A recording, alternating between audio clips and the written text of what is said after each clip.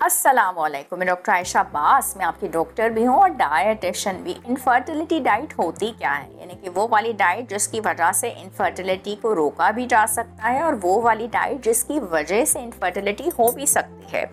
हम बात करेंगे दोनों ही चीज़ों के बारे में ताकि आज तो ये मसला हम आपका हल ही कर दें। बे औलादी एक बहुत बड़ा मसला है और वाकई जो लोग इस तकलीफ़ से गुज़र रहे होते हैं, इस परेशानी का शिकार होते हैं, उनसे पूछिए। हेल्दी प्लांट बेस्ड डाइट यानी कि वो वाली डाइट जिसमें प्लांट्स हों, जड़ी बूटियाँ हों, पौधे हों, पत्ते हों, एप्पल्स हों, बनानास हों, अंडे हों, डार्क ग्रीन लीफी वेजिटेबल्स हों, चुकंदर का मज़ा भी उसमें मिल रहा हो, दालों का मज़ा भी उसके अंदर हो, लेग्यूम्स का, खजूर का, उसके अंदर घी भी डाल दें, अगर दालचीनी को भी हम उसमें डाल दें, सिट्रस फ्रूट्स को भी डाल दें, ऑरेंजेस को भी डाल दें, लौंग का कहवा भी हम पी लें। ये कौन सी डाइट होती है? इसमें बादाम भी हो जाए, उसमें वॉलनट्स भी शामिल हो जाए, इसके अंदर कुछ ना कुछ आपको ऐसा करना पड़ेगा कि कैफ़ीन का इस्तेमाल कम से कम हो। उसके अंदर आपको अपने स्ट्रेस को दूर करना पड़ेगा। ये वो वाली डाइट है जिससे आपकी इनफर्टिलिटी दूर हो सकती है और आपका मसला बेऔलादी का हल हो सकता है। फोलिक एसिड हम पहले से शुरू कर देते हैं। वैसे तो आपको ग्रीन लीफी वेजिटेबल्स जिनका नाम मैंने लिया था उनसे भी मिल जाएगा। Vitamin D, vitamin E, zinc, ये सारी चीज़ें भी इसके अंदर आपके शामिल हो जाएंगी।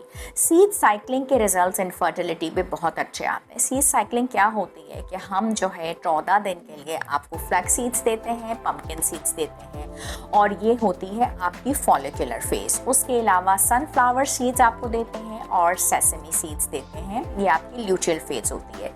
ये चारों सीड्स जिनका मैंने आपको नाम दिया FPSS के नाम से, मेरी एक वीडियो आप मेरे चैनल पे भी देख सकते हैं। और ये जो दोनों सीड्स होते हैं आपको ल्यूटियल फेस के अंदर और फॉलिकुलर फेस के अंदर एक एक चम्मच इस्तेमाल करना है। फीमोवा सैशे भी हम अपने क्लाइंट्स को देते हैं जो आपके रेगुलर करने में पीरियड्स को बहुत काम आते हैं।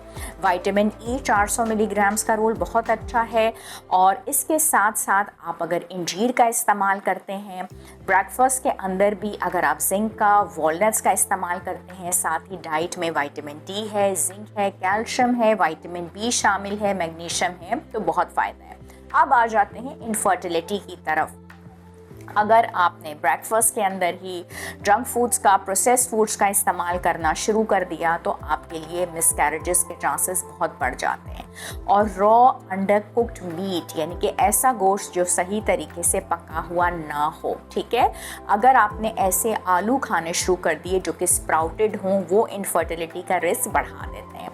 और साथ ही साथ पाइनएप्पल का इस्तेमाल, कच्चे अंडों का इस्तेमाल, लिवर का इस्तेमाल, चाय, कॉफ़ी, कोल्ड ड्रिंक्स का इस्तेमाल, सिगरेट स्मोकिंग, मर्क्यूरी वाली फ़िश का इस्तेमाल और उसके साथ साथ आपने अगर डेयरी का इस्तेमाल भी सही तरीके से नहीं किया हुआ, ये तमाम चीज़ें इनफर्टिलिटी की तरफ लेके जाती हैं। इनफर्टिलिटी से अगर आप बचना चाहते हैं तो ब्रेकफास्ट के अंदर भी कोशिश कीजिए कि आप अंडों का इस्तेमाल कीजिए, डाइट को भरपूर तरीके से बैलेंस लेके चलिए। पार्सले एक्टिवेट करता है एस्ट्रोजन लेवल्स को और आप उसको बॉईल करके 1.5 लीटर पानी में इस्तेमाल करके ले सकते हैं। वो आपके एस्ट्रोजन लेवल्स को बहुत अच्छे तरीके से बेहतर करेगा।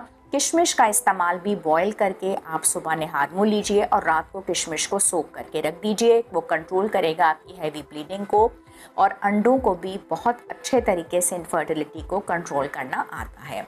जो लोग मुझसे रब्ता करना चाहते हैं, मेरे तमाम तर क्लिनिक्स कराची में होते हैं।